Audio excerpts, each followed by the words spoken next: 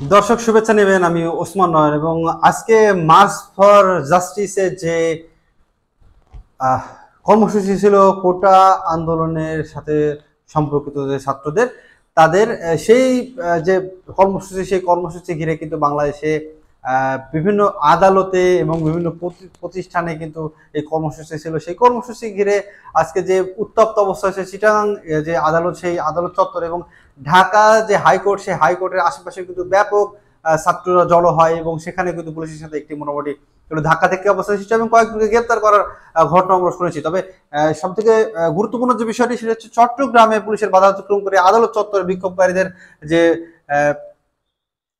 অবস্থান, সেই বিষয়টি কিন্তু প্রথম আলো তুলে ধরেছে। সেই বিষয়টা আমরা বিস্তারিত একটু আপনাদের জানানোর চেষ্টা করবো। চলুন আরেকবার দেখে নিই চট্টগ্রাম পুলিশের বাধা অতিক্রম করে আদালত চত্বরে বিক্ষোভকারীরা। এবং আজকে প্রথম আলো বেশ কিছুক্ষণ আগে কিন্তু একটি ছবিও প্রকাশ করেছে, দেখতে পাচ্ছেন বিক্ষোভকারীদের। এবং এই যে বুধবার আজকে 12:30টার দিকে এই ঘটনা ঘটেছে নগরের দোয়েল চত্বরে যে আন্দোলনরত শিক্ষার্থীরা, সেই আদালতে কিন্তু তারা অবস্থান করে এবং সেখানে কিন্তু পুলিশের বাধা অতিক্রম করে আদালতে পৌঁছায় এবং হত্যা, গণগ্রেপ্তার, হামলা, মামলা ও গুমের প্রতিবাদে আজ বুধবার সারা দেশে মার্চ ফর জাস্টিস কর্মসূচি পালনের ঘোষণা দিয়েছে বৈষম্য বিরোধী ছাত্র আন্দোলন। এই কর্মসূচির অংশ হিসেবে চট্টগ্রামে বিক্ষোভ করেছে শিক্ষার্থীরা। পুলিশের বাধা ভেঙে আন্দোলনরত শিক্ষার্থীরা আদালত চত্বরে প্রবেশ করে, তাদের সঙ্গে যোগ দেন বিএনপিপন্থী আইনজীবীরা।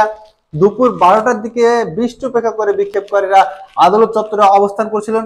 এই সময় এক্সচেঞ্জ ভবনের সামনে আওয়ামী লীগপন্থী আইনজীবীরা বিক্ষোভকারীদের বাধা দেন এবং বুঝতে পারছেন যে সেখানে একটি সরজমিনে দেখা যায় সকাল থেকে আদালত ভবনের সব ফটকে বিপুল সংখ্যক পুলিশ, বিজিবি সহ আইন শৃঙ্খলা রক্ষাকারী বাহিনীর সদস্যরা উপস্থিত দেখা যায়। এই সময় আদালতের কোনো গাড়ি যেতে দেওয়া হয়নি, বিচারপতিরাও হেঁটে গিয়েছেন। দর্শক, এই যে ঘটনা ঘটছে আজকে, জাস্টিস মানে তারা যে মার্চ ফর জাস্টিস নামে যে আন্দোলন করছেন, যে আজকে যে তাদের কর্মসূচি ছিল, সেই কর্মসূচিতে কিন্তু সারা বাংলাদেশ নিয়েই তারা কর্মসূচি দিয়েছে। আপনারা জানেন যে গতকালকে ফেসবুককে লাল লাল হয়ে গিয়েছে, বাংলাদেশের প্রায় প্রতিটি আইডি থেকে লাল রং ধারণ করেছিল। যদিও সরকার বলছিলেন যে গতকালকে একটি কালো ব্যাজ ধারণ করার জন্য কেউ কেউ কালো ব্যাজ ধারণ করছিল, এটা নিয়ে কিন্তু ফেসবুকও উত্তপ্ত ছিল। ফেসবুকে পক্ষে বিপক্ষে লাল কালোর পক্ষে বিপক্ষে কিন্তু অবস্থান নিতে দেখা গিয়েছে, কিন্তু অধিকাংশ প্রোফাইলকে কিন্তু আসলে লাল প্রোফাইল হিসেবে দেখা গিয়েছে। এবং দেখতে পাচ্ছেন আজকে নতুন একটা তাদের অন্য একটা কর্মসূচি, সেটি ছিল মার্চ ফর জাস্টিস। এই যে নতুন কর্মসূচি তারা দিচ্ছে এবং নতুন কর্মসূচি পালন করছে, সেখানে কিন্তু স্বতঃস্ফূর্তভাবে অনেকে অংশগ্রহণ করছে। যেমন আজকে চিটাগাংয়ে যে ঘটনাটি ঘটেছে, সেখানে কিন্তু বিএনপিপন্থী আইনজীবীরা কিন্তু সাধারণ ছাত্রছাত্রীদের সঙ্গে যোগ দিয়েছিলেন এবং অপরদিকে আওয়ামী লীগপন্থী যে আইনজীবীরা আছে তারা কিন্তু ছাত্রদের বাধা দেওয়ার চেষ্টা করেছে।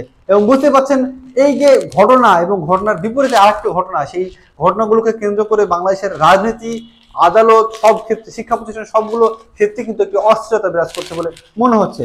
সকাল 10:30টার দিকে আদালত চত্বর ভবনের জহুর হকার্স মার্কেট সংলগ্ন ফটকের সামনে শিক্ষার্থীরা জড়ো হতে থাকে। এই সময় ফটকে বিপুল সংখ্যক পুলিশ মোতায়েন ছিল। শিক্ষার্থীরা আদালত ভবনের ফটকের পাশে জেলা পরিষদ চত্বরে বিক্ষোভ শুরু করে। এই সময় ওই এলাকায় রাস্তা বন্ধ হয়ে যায় এবং বুঝতে পারছেন যে এই সময় দুপুর 12টায় মিছিল নিয়ে যখন বাংলাদেশ ব্যাংক সংলগ্ন ফটক দিয়ে পুলিশের বাধা অতিক্রম করে আন্দোলনরত ছাত্ররা এবং আদালত চত্বরে যান শিক্ষার্থীরা এবং বিএনপিপন্থী আইনজীবীরা আদালত চত্বরের ভবনের সোনালী ব্যাংকের সামনে জড়ো হতে থাকেন এবং সেখানে আওয়ামী লীগপন্থী যে আইনজীবীরা ছিলেন সেখানে তারা বাধা দেন এবং উপরোক্ত বাধা দেন। এই সময় মৃদু ধাক্কা দেখা হয়, তবে কোনো সংঘর্ষের ঘটনা ঘটেনি।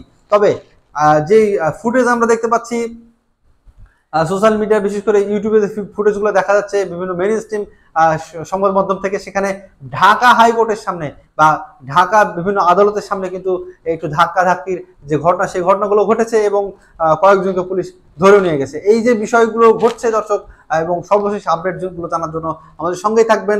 ধন্যবাদ। ফিরছি অন্য একটি খবর নিয়ে।